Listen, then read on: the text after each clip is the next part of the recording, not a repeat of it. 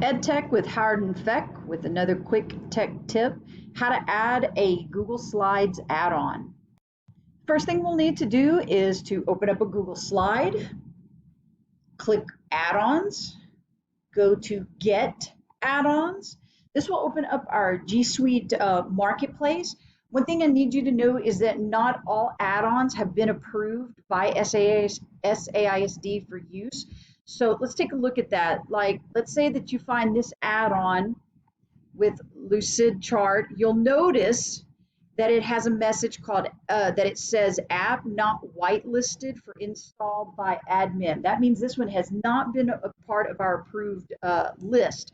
So if you find an add-on, let Laura and I know. We can test it out, get all the permissions that we need in order to add it to our approved list. Now, one that I definitely know is on our approved list is Pear Deck for Google Slides. So let me show you how you will be able to add on those add-ons that have been approved. So I click on it and you'll notice the install button. That's how we know that this one's been approved. So I click install and continue.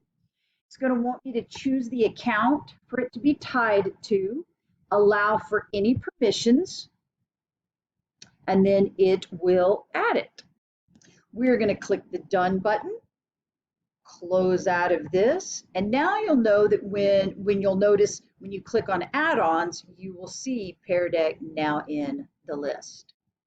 Please visit our website for a list of approved apps, extensions, and add-ons. The directions that I also shared with you for adding an add-on in Google Slides are also the same steps and directions that can be used for a Google Doc.